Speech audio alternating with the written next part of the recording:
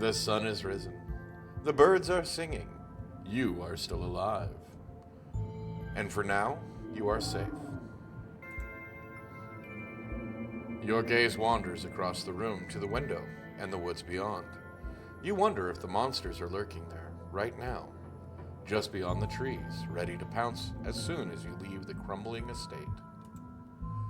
A familiar unease settles into your gut, tangling into a knot of anxiety wriggling as the events of last night play out in your head. You can't help but remember Duke, slumped against a tree, pieces of him scattered across the clearing. You're not sure if you'll ever feel okay again after what you've seen, but you can't stay in bed forever. Hunger pulls you from the clammy depths of the mattress. Oh, gross. You can refresh yourself on the events of previous days by using the journal icon in the quick menu. Put your clothes in the dresser. You never wound up putting your clothes away yesterday. Might as well get that out of the way before you start the day. You drag your suitcase over to the dresser and open the bottom drawer. An opossum lurks within. It's quiet, but angry. Well, you don't even have a nest there, bud. Oh, pardon me. You gently close the drawer, leaving the marsupial in peace. This drawer belongs to the possum, and there's nothing you can do about it. You open the top drawer next. It's empty, as good a place as you'll find to put your clothes. Based on the state of the house, you wonder if you'd have been better off keeping your clothes in your nice clean bag, but there's no going back now.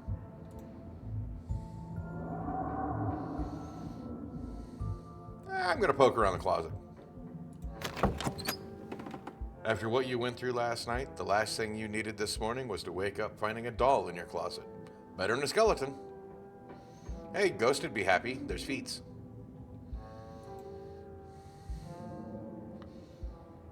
Let's see if we can curse ourselves. Oh, that's fine. You pick up the doll to examine it more closely. Its foot reads, property of Alexandria. Or Alexandra. There's no way you're taking this with you. You close the closet behind you. Just take a look out the window. You creep towards the window, careful not to be seen by whatever might be lurking in the garden. For a second you thought you saw movement. It could have been an animal. It could have been something else. Whatever it is, it's gone now. Maybe you'll head out there and investigate after you've finished waking up. Text Stella. It's probably a good idea to check in with your new friend. You can't imagine she's holding up very well.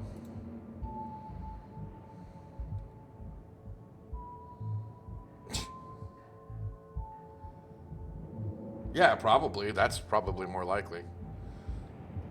Hey, how you holding up? It might take her a minute to get back with you. In the meantime, get dressed and head down to the kitchen. Time to start your day. You're back in the kitchen.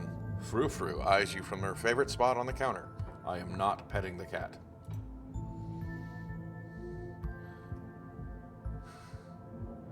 Excuse me, ma'am, but may I pet you?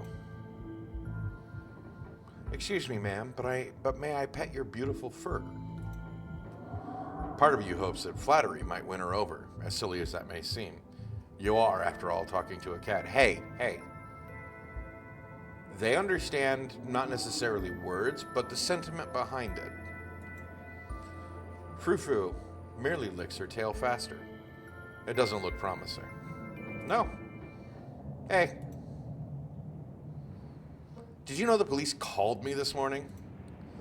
You've only been here one day and you've already had a run-in with the cops? I told you I saw someone die last night. So you did. It was late. I was tired. I assumed Stella put you up to a little joke after dragging you into the woods. Anyways, does it really matter? Some old farmer disappeared after going hunting in the middle of the woods at night. So what? Something like that was bound to happen eventually, and frankly, you're lucky it didn't happen to you. Still, they had quite a few questions about you, Darker Neon. Before you ask, don't worry. I told them that you're an upstanding citizen, but I'd rather not waste my time talking to cops. It's irritating, and this is already a very difficult week. Just don't put anything else on my plate right now.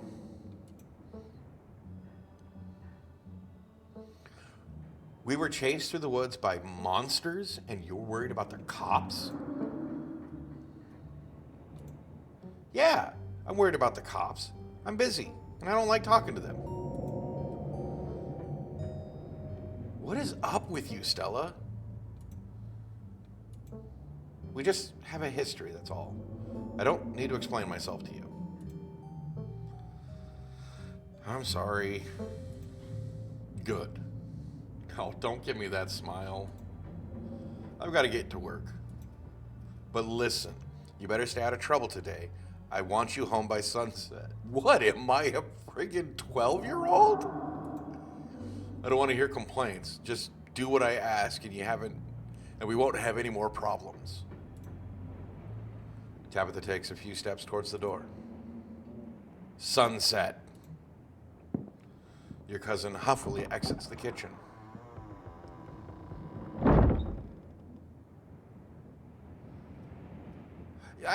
Okay, yes, I get that she's seen some things and she's going through a tough few weeks, but I don't know, it seems true. Your cousin huffily exits the kitchen. Her footsteps fade down the hall, ending in the characteristic creak, then slam of the front door as it opens and closes behind her. Once again, you are the only human in the estate that we know of.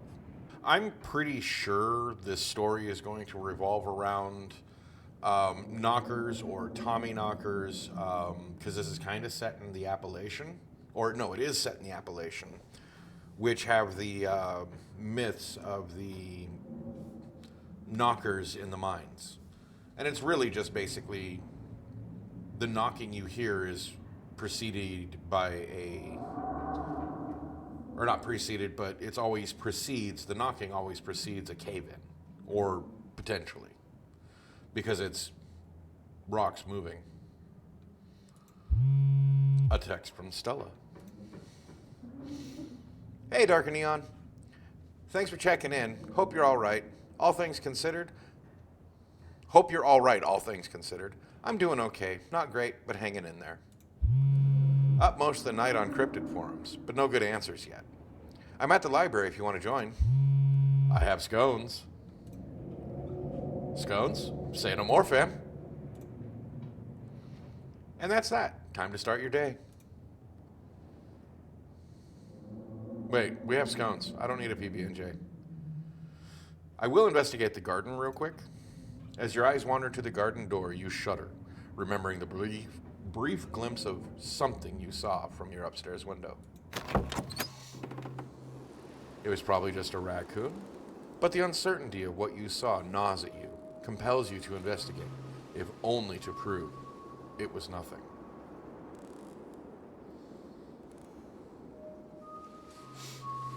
Right? At the very least, you don't see anything now.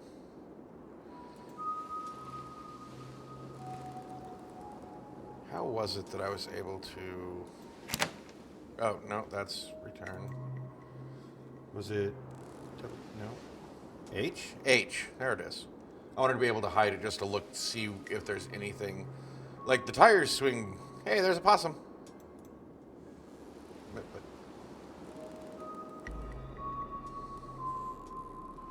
But I don't see anything else, really. Investigate further. You wander further back into the garden, trying to pinpoint the spot where that thing had been lurking, if indeed there had been a thing to begin with. Take it all in.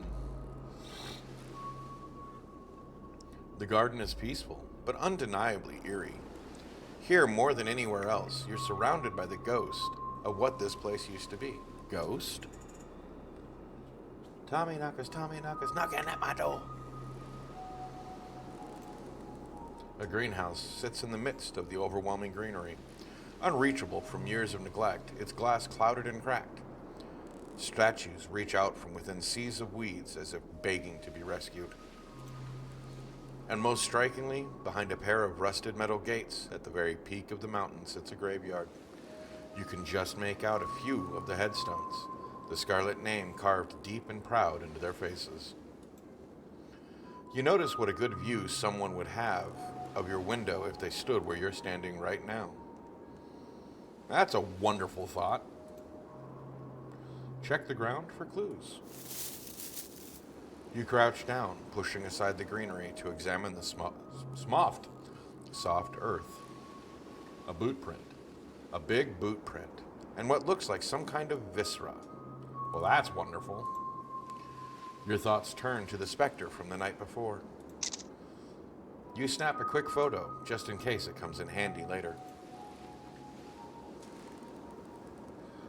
Always have evidence of like this in two different places. I'm going to send it to Stella. You send the photo to Stella. Look what I found in the garden across from my window. No way, that's Tabitha-sized. You head back inside. Time to figure out what to do with the rest of your day. I already know what I'm doing.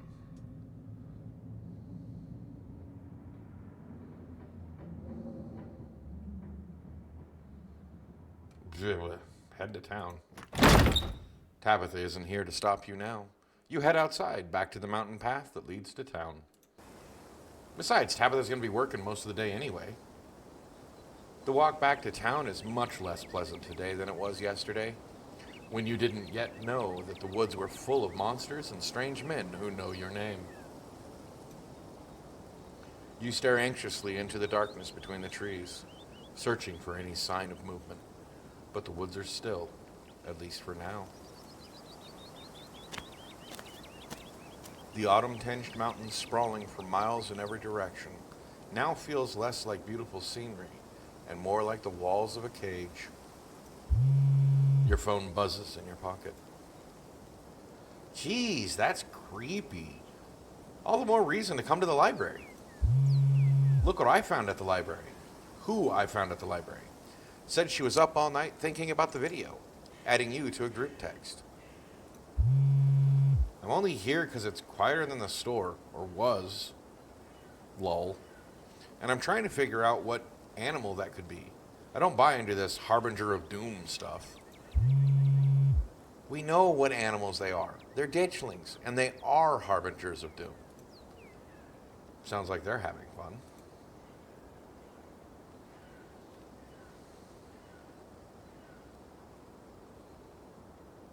Dang, I need those scones. Bert, be right there. I'm not up on all this text speech. I'm still getting my head around it. Almost back to town. Continue down the path. You make it to town in one piece. No creature jumped out at you. No scary men blocked your path. The sight of other people is comforting, helping you forget the things you witnessed, as if they happened to someone else. Oh, hey, Dark and Neon. We were just talking about you. I stopped by Sybil's to pick up her new tea blend, and, well, you're the biggest thing to come into town since the coal mine. Folks have been absolutely buzzing about you. You went out with Stella last night, right? Did something happen out there? She barely even waved when she walked by.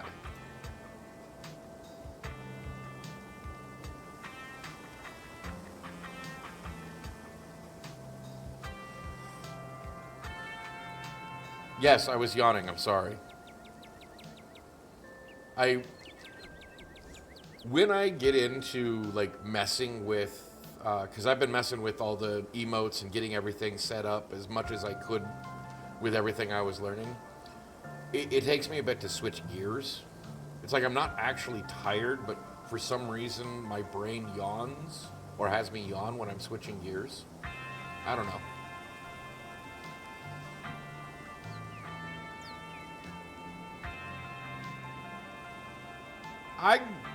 I want to tell Avery the whole truth because we've already told Sybil, and I don't want.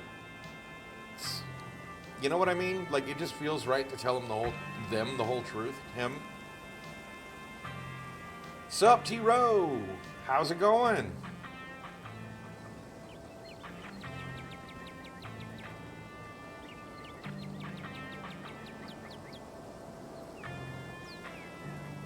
No, I'm not really tired.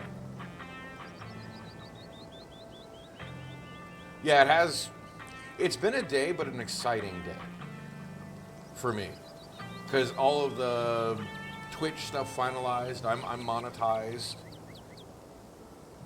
Why do you feel like an asshole?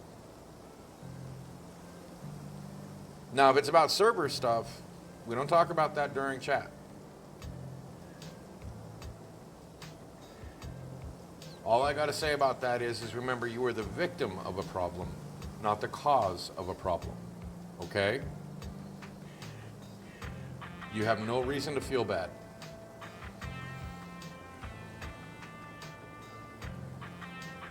All right. I've already had that talk with somebody else.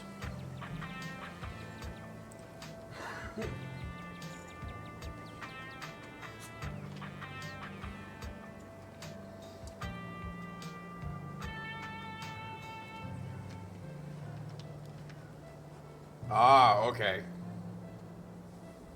Oh, well, then that's the case. That's perfectly fine to talk about here. So, in-law stuff. I'm sorry. I know a little bit of the story. Well, here, maybe this will cheer you up a bit. Because I'm actually really proud that I was able to get this done today.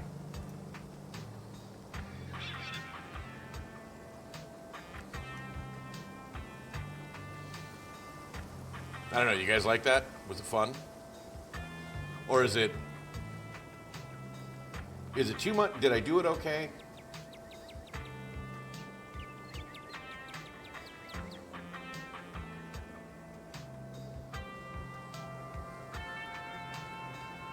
Well, I'm sorry people are having days of it. I mean, pretty sure that's why Ninetales isn't here.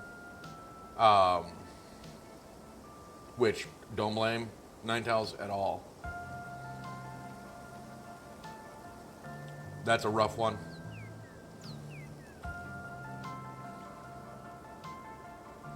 Right?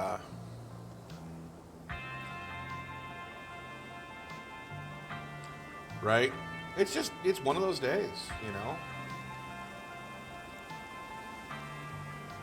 Right. It's all intertwined. I was trying to give the best advice I knew how to give, but I've also been extremely lucky when it comes to finding jobs when I need to find a job.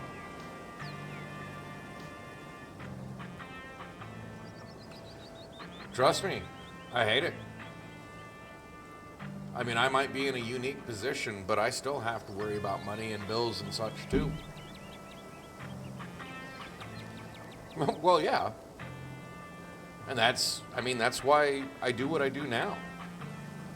You know, I mean, if I can ever make it big enough, I'm going to do what I can to help everybody around me. You know, I mean, everything I possibly can do, I will.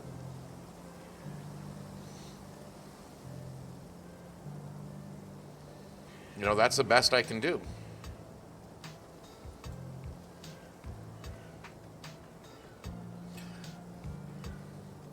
What I've always noticed is life gets really rough before it starts getting better. Oh, that sucks.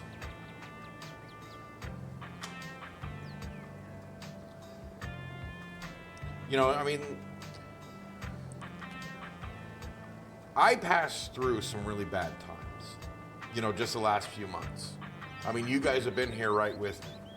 You know, I lost my dog, lost my car. I mean, my life was sounding like a freaking country song. You know, but things got better. Not great, but they're getting better. You know, you eventually pass through it all. You know, you're still going to have upsets no matter what happens. But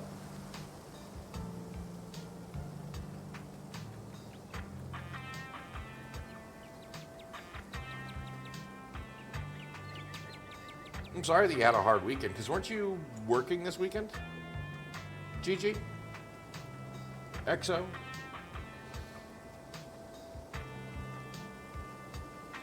Yeah, I'm sorry.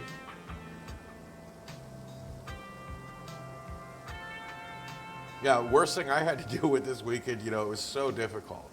I had a 4-hour drive, 2 hours to drive Tater to, college roommates, where she's staying, 2 hours to drive back.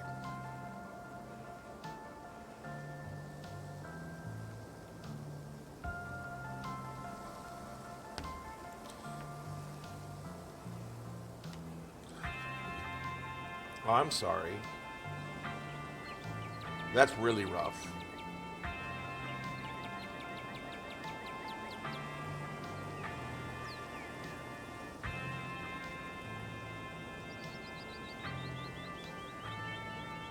Let me know if there's anything we can do. I don't know if you were close to the person.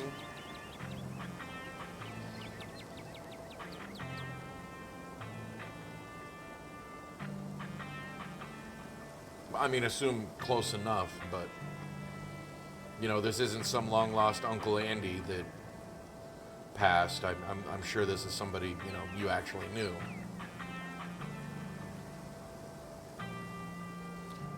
But I assume you wouldn't have brought it up if you didn't want to talk about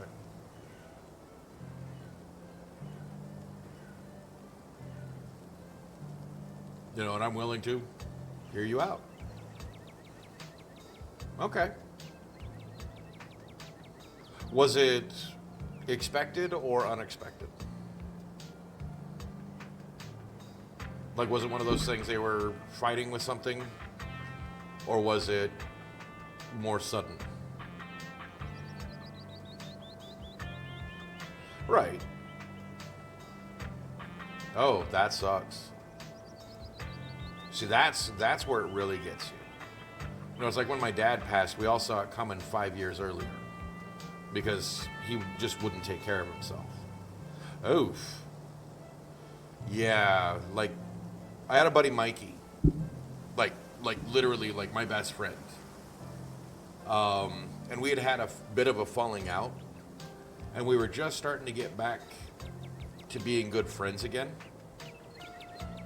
and because there was still some unresolved stuff, and then he just passed. And he was only 33.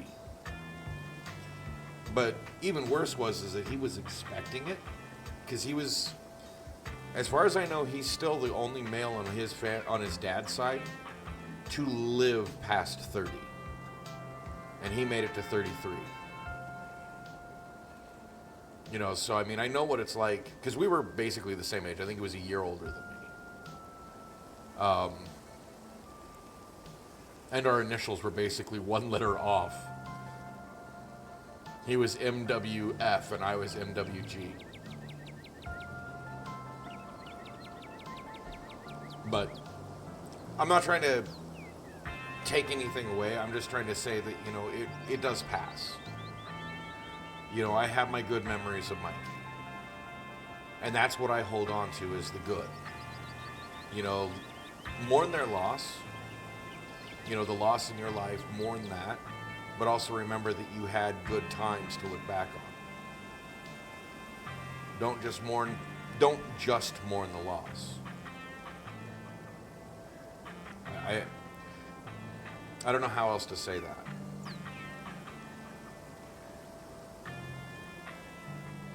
But yeah, I mean, lots of love your way.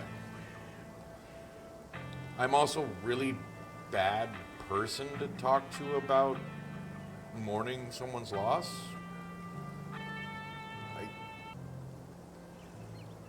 It's really weird. I'm really weird, I should say. Like, I can always put it in this place of like I did with my dog. I was really broke up for a couple of days, but then once I put my feelings out in a way, that I could. Well, thank you, T-Row. Once I was able For 3 months? Dang, man. Thank you very much.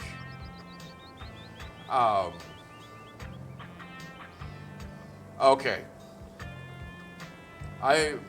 Buddy of mine, we'd been waiting for the call for his grandpa to pass because his grandpa had been going down for a while. Yes. Well, and depression is very difficult to kick yourself out of if you only remember the bad. It's one of the things that, okay, so my mom did she was learning to be a psychologist. She went to college back when she was like 49, 50. She went to college at like 50 years old and went all the way through to her master's before she just couldn't keep up with it. She didn't feel that she was doing good enough. And anyway, we had these long conversations about psychology. And I'm a firm believer in you talk about it when you need to, but really, if you're not ready to talk about it, there's no reason to make you pick at the scab. If you keep picking at a scab, it's never going to heal. Sometimes words can be a bandage, but sometimes they can just reopen the wound. Sometimes you just have to let it lay for a while and heal over a bit before you can talk about it.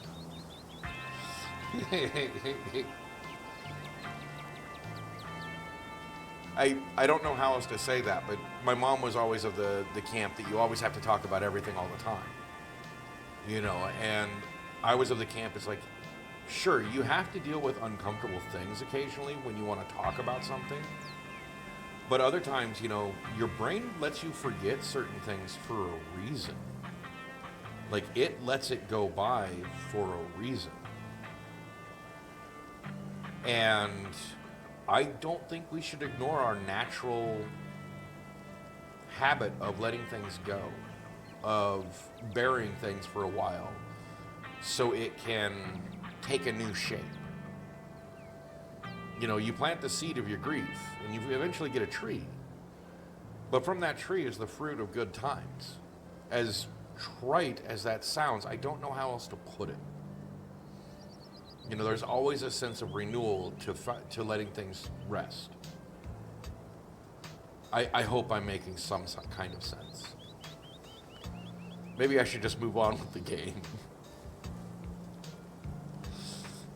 Maybe I'm just sitting here digging a hole. I'm just trying to be comforting and helpful. Okay.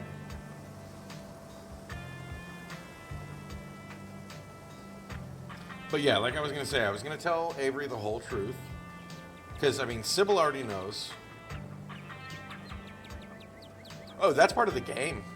That's not even mine. That's just part of Scarlet Hollow. It's like perfect lo-fi. This is kind of the stuff that I plan on creating for my channel, more of it.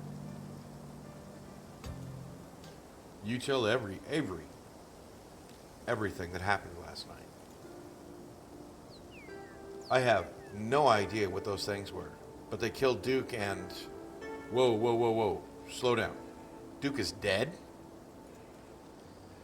It's true, I'm afraid. That's awful. Has anyone told Bo? Yes, he's taking it as well as you can imagine. I'll be going up to check in on him today. The poor lad. I can't believe you had to see that, Dr. Neon. Tell you what, I'm on break for the next half hour. Right? How about you swing by the diner? Winnie can fix you some of Sybil's new blend and try to calm your nerves. It's chaga and lemon balm. It's always helped me on the bad days. And if you need to talk about what happened, I'm all ears. Anyways, it's up to you. See you around, Darker Neon. See you, Sybil. Take care now, Avery.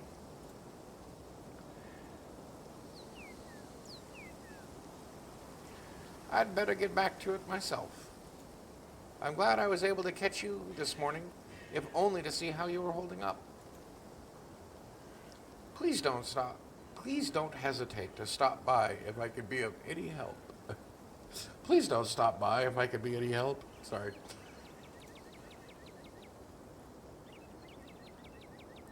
What aren't you telling us? You're awfully relaxed given everything you told us last night. Don't mistake my calm demeanor for complacency. We all have our parts to play. I've shared what I know about the ditchlings, and I trust that you, Stella, and Kanika have what it takes to get to the bottom of things. Yes, exactly that. Terrible voices and getting better narration. That's exactly why you guys stay here. I'm so sorry to cut our conversation short, but I've got things that need tending to. Stay safe, Dr. Neon, and God bless. You probably have a bit of time before you're needed at the library. Well, then swing by the diner. You head towards the diner. I mean, a cup of tea. The diner is a little quiet today, but the air is still heavy with the tantalizing smell of breakfast. No. Okay, it's one thing to tell Avery everything. It's another thing to be the crackpot that just came to town yesterday and is now telling everybody that there's something in the woods. Something in the woods. Talk to Avery. You slide into the booth across from Avery. Yes, pumpkin pie. Ooh. No. Hey there, stranger. Before you can exchange words, Winnie slides up a fresh mug of tea in hand. Heard you might be needing this. The answer to 29 down is oink, by the way. What? But the clue is pen sound. How is it that a sound a pen makes? Wait, pen like pig pen? Are you kidding me? How was I supposed to guess that? I don't know why you even bother with those things. They're just gonna frustrate you. It's just something to do to fill the time. But maybe I should switch to Sudoku, talk about frustrating. Winnie leaves Avery contemplating daily newspaper puzzles, returning to her seat behind the counter. So, thanks for telling me about last night. If you really want to get into the grisly details, you can tell me. I won't judge.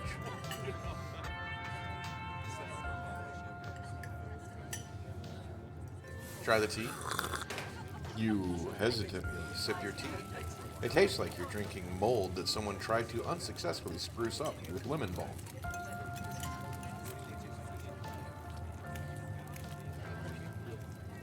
Sometimes they grow on you.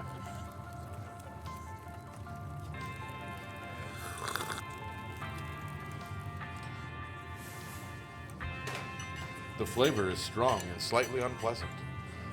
But something that tastes this bad must be good for you. Whoa, color me impressed. Not a lot of folks take the chaga so quickly. Tell Avery about last night. You share everything. Glad to have someone to talk about the horrors you've witnessed. Wow, that is some heavy stuff. No wonder Stella seemed hesitant, distant. Monsters in the woods. I may not have lived here long, but I've never heard of anything like that happen around these parts. How exciting. Now that I think about it, when the cops came in for their morning coffee, they mentioned something about going to the woods to look for someone. Right? See? You'll even have an audience. It must have been Duke. They seemed so disconnected from it. I figured it couldn't be very serious, but wow.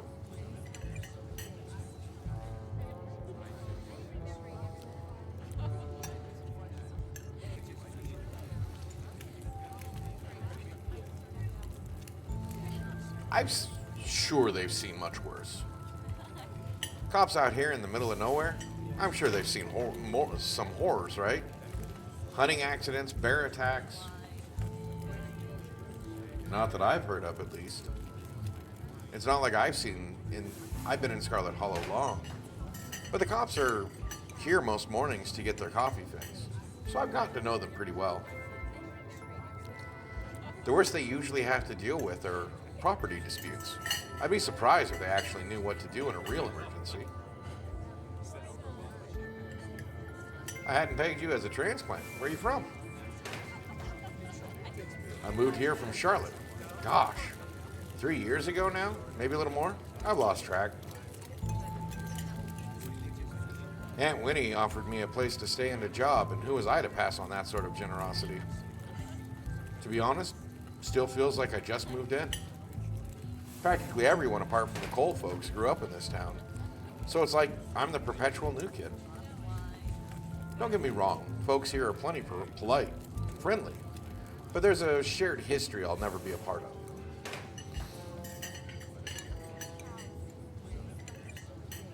I get it. I felt out of place the whole time I've been here. Folks on the whole have been plenty friendly, but life here is so different than what I'm used to. It's hard to explain, but I just don't feel like I belong. Exactly. There are worse ways to be, but I'm not sure I'll ever entirely feel I belong here.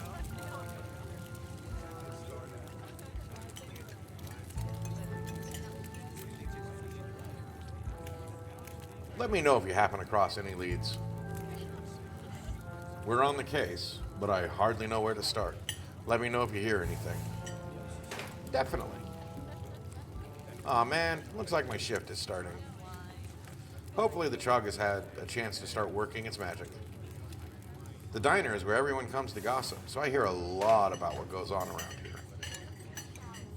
I'll let you know if anyone mentions those monsters or anything else unusual. Avery slips out of the booth, giving a friendly half-wave before disappearing into the bath.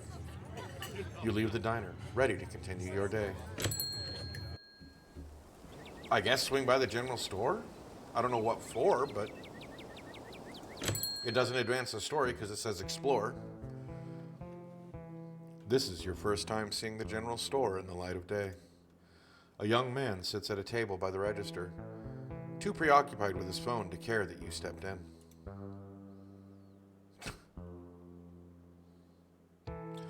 Sup, Rando? How you doing?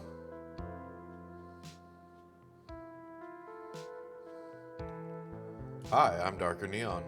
I just got to town yesterday. Yeah, I know. Mom told me.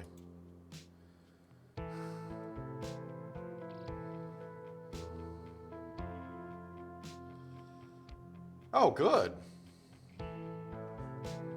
Much more relieved? That sounds like good. Or were you just able to relax? Did you have some good news? I'm curious, obviously.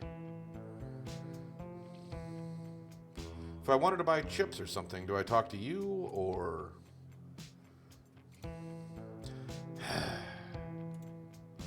I guess, yeah, Kanika decided to skip work today, so of course whatever plans I had didn't matter.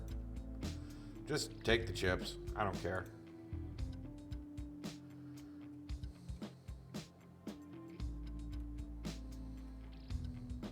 I'm good. Thanks. Have it your way. I'm done here. You turn to and leave the general store. I got an achievement just browsing. Leave without stealing anything. Head to the library. You enter the former town hall. What once must have been a stately foyer has since been converted into rows of shelves. Meeting rooms and offices long ago gave way to assorted reference collections and reading areas. Oh hey, you made it.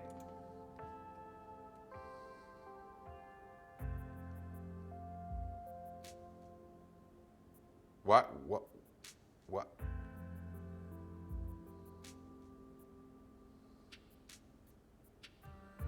Settle in at Stella's table.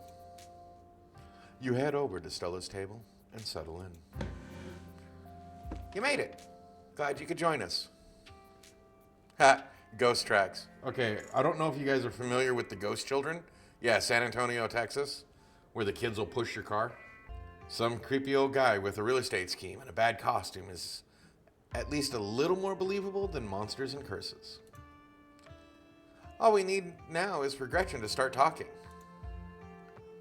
Anyways, I guess we should get started. Oh, before I forget, we got to talk about that photo you sent me this morning. Time away. Before I forget, we got to talk about that photo you sent me this morning. Kanika, check this out. Darker Neon found it in Tabby's garden this morning, right in line of sight of his room. What is that liquid around it? It looks like pus.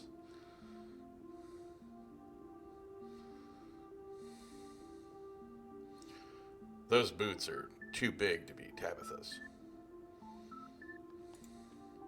Definitely. Do you think it could be that creep we saw outside the general store last night? He knew your name, and those boot prints match up with the mining getup. Whoa, apparently I missed a lot last night, huh?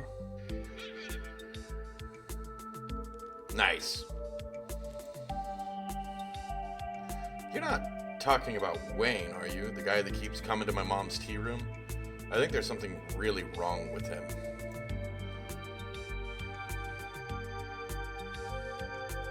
Yeah, we are. I wonder if there's any connection between that guy and what happened in the woods last night. Like, what? I mean, I don't have anything specific, but we do have that whole prophecy of impending doom angle to explore. And this photo is weird. I can't stop thinking about those splatters on the ground. If whoever left those prints is sick, maybe it's from the creatures you encountered? Hey there, strangers. And literal stranger. Your library is incredible. I can't imagine how much work you have to put in to maintain this sort of collection.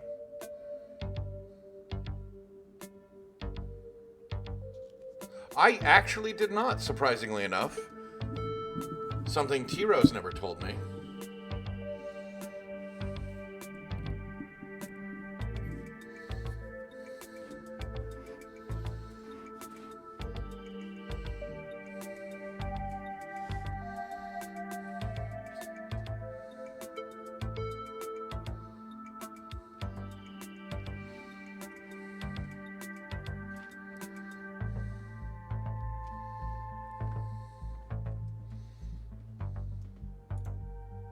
Oh, thank you.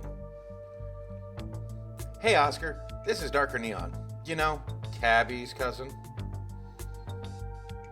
Right, exactly. We were all shocked. Everybody. Oh, I should have known you were a Scarlet. You look so much like Vivian.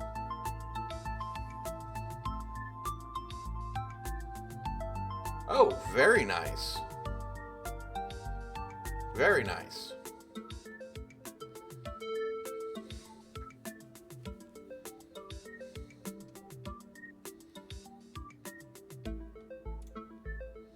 Not that I knew her very well. I was still a little kid when she left. Well, congratulations, and a big round of applause for T-Row. But that Scarlet resemblance, it's, strong. I'm Oscar Gutierrez, Chief Librarian. And only librarian.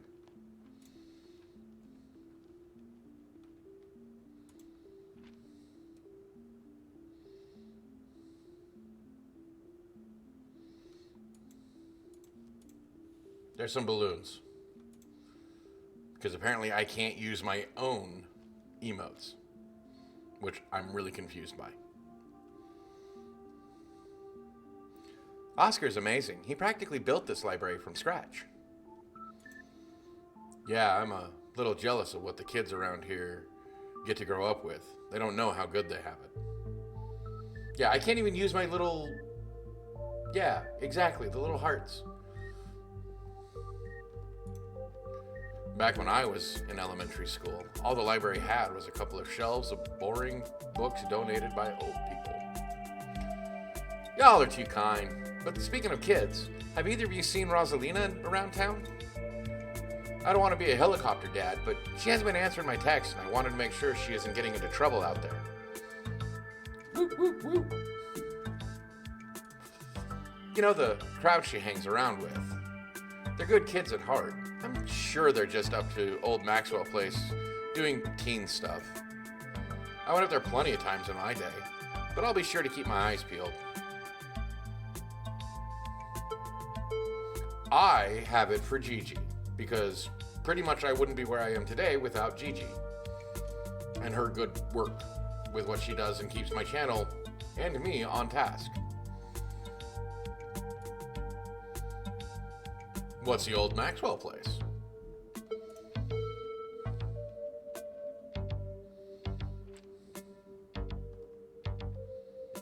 Those are kind of cool. I like those. It's this great old abandoned spot, and it's practically a magnet for young people. Even honor students aren't free from its call. I can't believe I used to be so reckless. The floors were like Swiss cheese. I should really have a talk with Rosalina when she gets home. Kids are smarter than you think. She can take care of herself. You might not want to let her run off like that anymore, though. It's not as safe as it usually is around here. Is that so?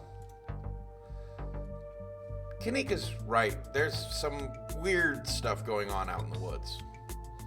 That's actually why we came in today.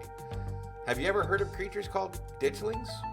They apparently show up around places on the brink of disaster, and they kind of look like if the Pillsbury Doughboy was a creepypasta.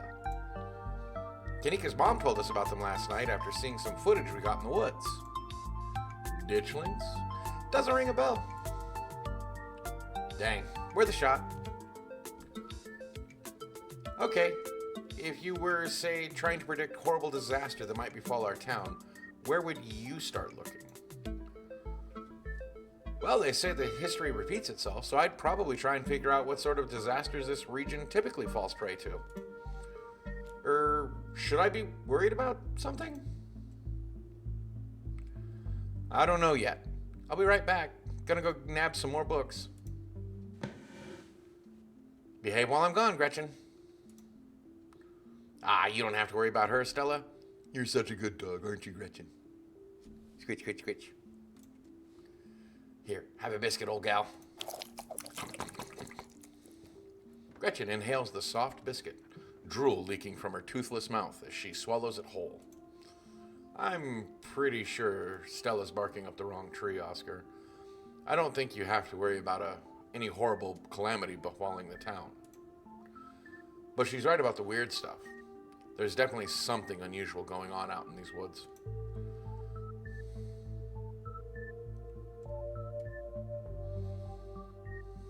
Whatever's out there in the woods has been brutalizing the local wildlife. I don't think it's safe. I'm gonna try calling Rosalina again. I'm sure she's fine, really. Rosalina's a smart kid. She knows better than to go around getting into trouble, and we'll make sure to keep our eyes peeled. Darker Neon, if you see any 13-year-old girl with a black braid and glasses, would you let her know her dad is worried about her? Hey, Dad, just in case you want to know that, Oscar, if they're not answering your phone call, try a text. Got him. Just grabbed a whole mess of local history books. Stella sets a massive pile of books on the table and pulls up a chair. All right. Well, of course she does. It's Gretchen. This is going to be so much faster with the two of you to help out. Got our snacks, got our books. Let's get this research party started. Reading awaits. Historical buildings of Scarlet Hollow. Historical buildings of Scarlet Hollow. Just the thought of reading a book like this would probably put most people to sleep. Actually, not me. I actually find it fascinating. But I'm weird. But you've got a mystery to solve. And to solve it, you need to know everything there is to know about this town. Scarlet Estate. The Scarlet Estate, and arguably the most striking piece of architecture in Scarlet Hollow, and the most elaborate and elegant estate in the region prior to the construction of the Biltmore in 1895. Andrew Jackson Scarlet chose the location to be atop a hill in Scarlet Hollow's geographic center so that it might be seen from the town below. It remains a constant reminder of the family who carved Scarlet Hollow. I'm going to start over. It remains a constant reminder of the family who carved Scarlet Hollow from the wilderness and provided wealth and prosperity to its residents. Apparently, I have a hard time saying Scarlet Hollow. Reminder of the family who carved Scarlet Hollow.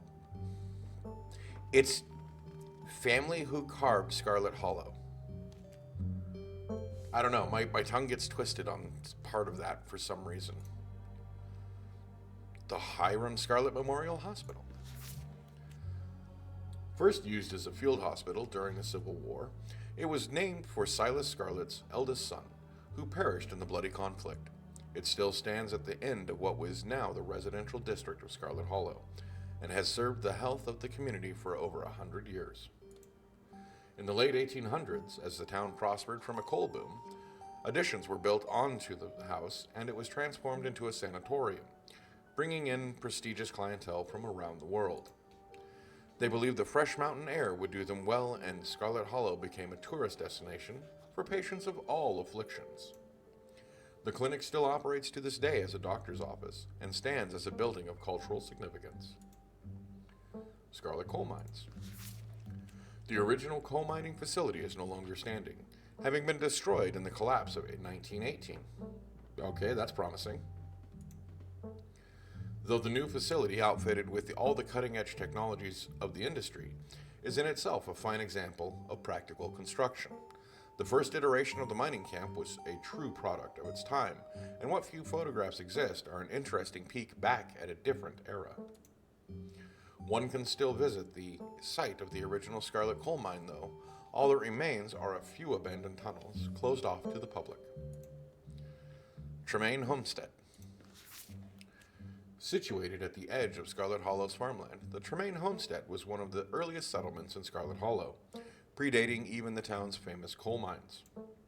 For many decades, the Tremaine family maintained the largest farm in Scarlet Hollow, but a break in the family led them to split the land in two, and the homestead along with it. Despite the many changes made to the two halves of the Tremaine homestead in the subsequent decades, the original log structures are still visible and maintained to this day. They are undoubtedly the oldest buildings left standing in Scarlet Hollow. Scarlet Hollow First Baptist Church. One of the first buildings constructed by the Scarlet family, the Scarlet Hollow First Baptist Church, still sits on its original foundation, though the building was reconstructed to accommodate the influx of citizens during the Scarlet Hollow coal boom of the late 1800s. Attendance has dwindled since the infamous mine collapse of 1918, and while the building may have fallen into disrepair, its simple vaulted ceilings still evoke awe to any who enter. Town Hall, where we sit. Silas Scarlet personally funded the town hall's construction as the first municipal building in the then small community of Scarlet Hollow. It has stood at the end of the main street since before the Civil War, its white columned edifice withstanding the ravages of the 1860s and continuing to stand to this day, a stunning piece of antebellum architecture. After the town of Scarlet Hollow switched to a dog-mare system of governance in the 1920s, the building has been put to different use, though the upstairs still house the town's archives and a special ceremonial office for events with the mayor. So the mayor of Scarlet Hollow is a dog. You're done here. You close the book and put it back.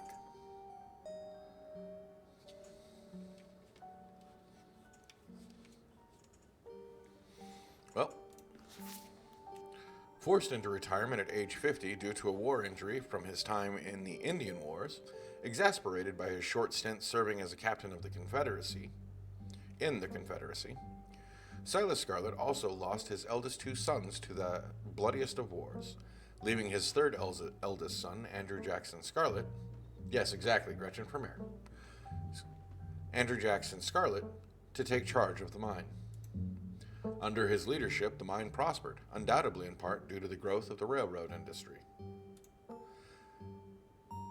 Managed to evade coal union for decades, making them one of the most profitable mines in the country, Andrew Scarlet built the surrounding town into what it is today, with expensive stone buildings, a bustling main street, and overseeing it all with the elegant Scarlet estate that was until 1895, the largest and finest feat of architecture in the region. Culminating in the tragic collapse of 1918, it was found that Charles Shaw, the co-manager of the mine, had loosened security measures to increase production during World War I, resulting in a fatal collapse and the deaths of over 160 men and boys, some as young as 10. The casualties included Andrew Jackson Scarlet's son Theodore, his brother Enoch V. Scarlet, who had taken over for their aging father during the bustle of the war, managed to pull the mine from the brink of ruin, thereby saving the town. So this is how your family made its fortune. Silas Everett Scarlet was born to Colonel Everett J. Scarlet in 1818, one of the 12 siblings. He grew up in eastern North Carolina during a tumultuous time in the state's history, and not much is known about his life before he joined the Army in 1836. He quickly rose through the ranks, in part due to his father's connections, but also due to a particular ruthlessness for which he received the nickname Bloody Silas Scarlet. The federal government granted the now Captain Silas a tract of bounty land in exchange for his service in the Indian War, and he settled into the hills of North Carolina in 1841. That land would become Scarlet Hollow. But it started as a simple log cabin, built by Silas' own two hands, occupied his family of 10. Silas, his wife Mary Joseph Scarlet, and their 8 children. Logging business brought many workers and fellow landowners to the hills, but it wasn't until Silas discovered rich seams of coal running underneath the entire region that Scarlet Hollow was really put on the map. He saved what he could and bought the surrounding hillside at a great discount, cleverly hiding what he knew from about the land's true value. Thus, he had all the resources to found Scarlet Hollow's now famous coal mine. You're finished with this one. Appalachian folk monsters. A few entries catch your eye. Mothman. The Mothman is a large flying creature, generally described as humanoid with glowing red eyes. It was first spotted by a couple in West Virginia in the mid-1960s and was encountered in the region several more times in the following years. The silver collapse of 1967 has been linked to a series of Mothman sightings, and it's said the presence of the creature served as some sort of omen or was a catalyst that led to the disaster. This has since become an important aspect of Mothman, with sightings of this cryptid often taken as a sign that some great misfortune is soon to follow. Jersey Devil. Though the Pine Barrens, the place where the creature is said to have been born, are far from the Appalachian wilderness, sightings of the Jersey Devil have been documented all throughout the forests of the eastern United States. According to popular legend, the Jersey Devil was born to a woman named Jane Leeds, also known as Mother Leeds. Leeds, upon realizing she was pregnant with her 13th child, and daunted by the task of giving birth yet again, cursed the child in her womb, proclaiming it would be the devil itself. Though born as a normal child, it quickly transformed, gaining a goat or horse's head, large bat wings, and a forked devil's tail. Kicking at the family and lashing out with its tail, it flew up the chimney and out in the night, disappearing into the Pine Barrens. The Jersey Devil is one of the oldest cryptids in North American history, with sightings spanning back through the 1800s, all the way to the origin of the myth in the late 1700s. It's said to move with incredible speed and is recognizable by its high-pitched, blood-curdling scream. Ginseng babies? It is safe to say life was hard in the South after the Civil War. The land and its people had been ravaged by conflict, and many turned to unusual industries to get by. One such industry was the ginseng diggers, or sand diggers as they were colloquially known, who eked out a meager living for themselves by digging up and selling wild American ginseng. Myths surrounding diggers were plentiful, but most prominent among them was that of the ginseng baby. It was said that if you dig up a ginseng root on the night of the new moon, it will cry like an infant. Yeah, basically it's mandrake. It will cry like an infant and leave blood in the earth when it's torn free. The parallels to European mandrake roots, yeah, there we go. The parallels to European mandrake myths are clear, and it can be assumed this myth arose from cross-pollination from European immigrants. But perhaps, on the night of the new moon, you should go out and dig up a ginseng root. See if it cries and check the earth for its blood. For it could be that the myth spread not through legends passed down through immigrant families, but from the unsettling experiences of these Appalachian foragers. Bell Witch. Yeah, this one's actually La Llorna's babies. I apologize. I try to pronounce that as best I can. La Llorna? La Llorona. Sorry, yeah. La Llorona. That's right. That's how you're supposed to say that. I apologize. I am not a Spanish speaker. I do my best. One of the most famous hauntings in North American history, the Bell Witch, was a strange entity that plagued the citizens of the Red River region of Tennessee in the early 1800s.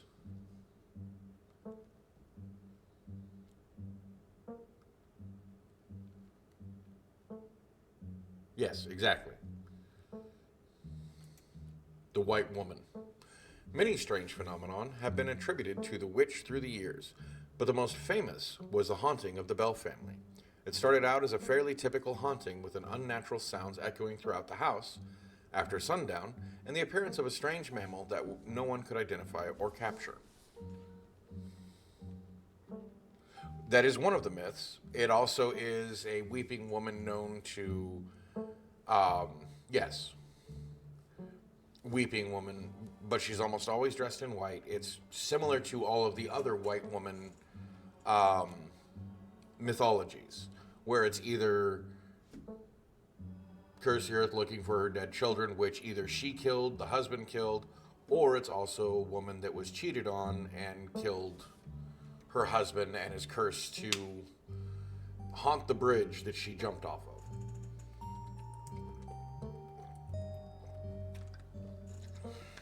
I know a little bit about the white woman, La Llorona. My Sharona.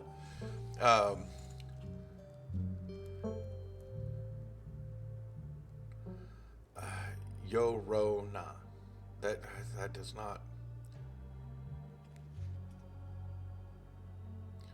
I've heard Mr. Gigi talk about it, say it properly so many times, and yet I read it, I know what I'm supposed to say, but my mouth does not want to make it. La Llorona. No, that doesn't sound right.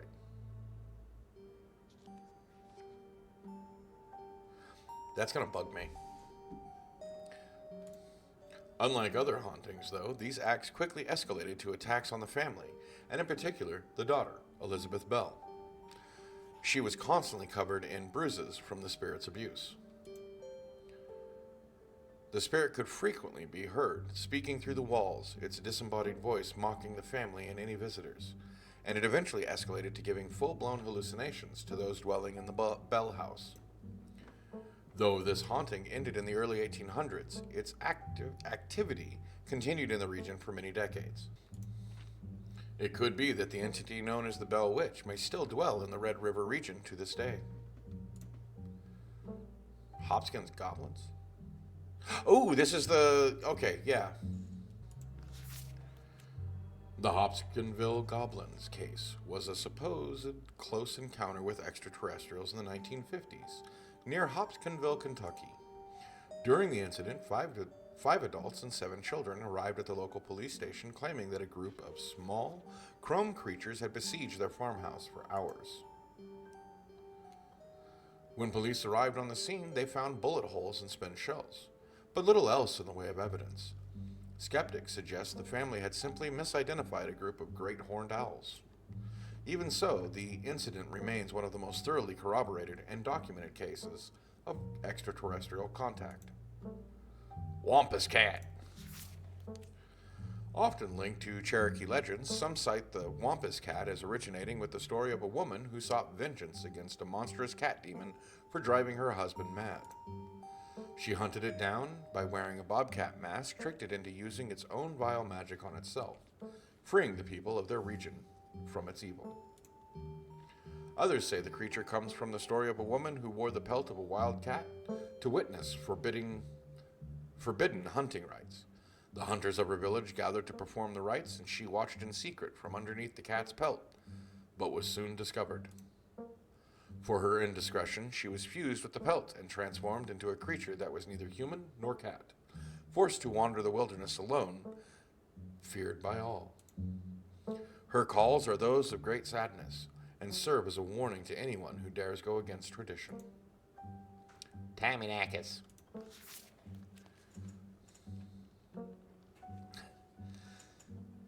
Tommyknockers originated in Cornish mythology, spreading to the United States when the Cornish immigrants began working in Appalachian mines. They're named for the knocking that can be heard from seemingly within the walls before a cave-in. According to some, the knocking serves as a benevolent warning. Others believe that the creatures take stolen hammers to the supports of mines and collapse them on whoever is unfortunate enough to still be inside.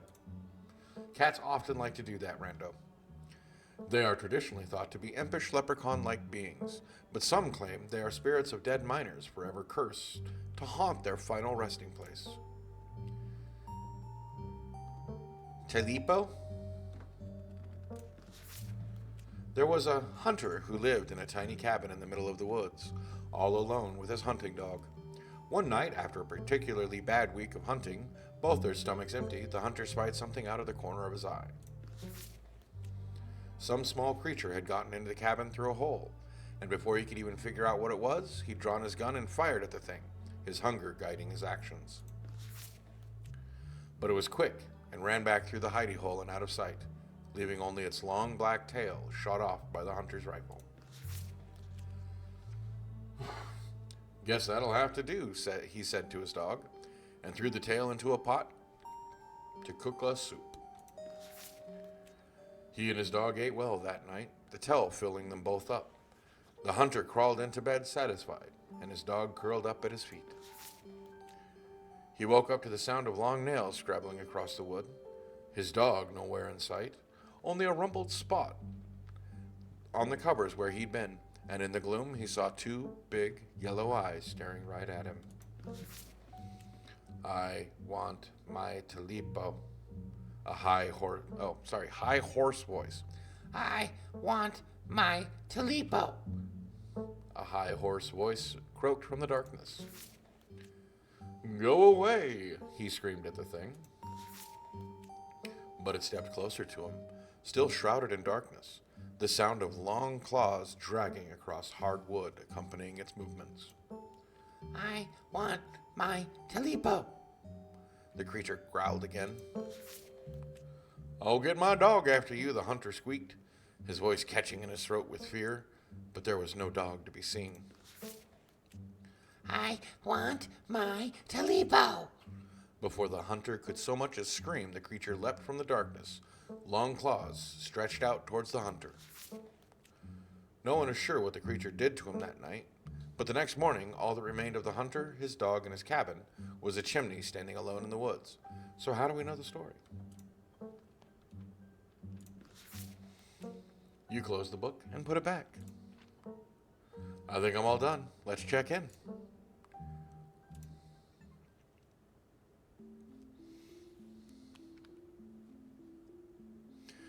But that is where I'm going to save it